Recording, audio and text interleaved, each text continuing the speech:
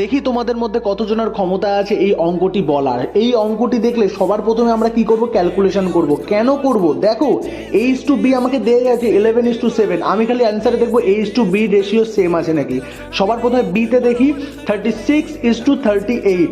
এখানে দেখো 36:38 কখনোই 11:7 রেশিওতে নেই, তাই কাটা। সি দেখো 27:38 হবে না। তারপরে ডিতে 55:113 এটাও হবে না, কিন্তু এতে দেখো 55:35 এইটা আমাদের হয়ে গেল 11:7 রেশিওতে।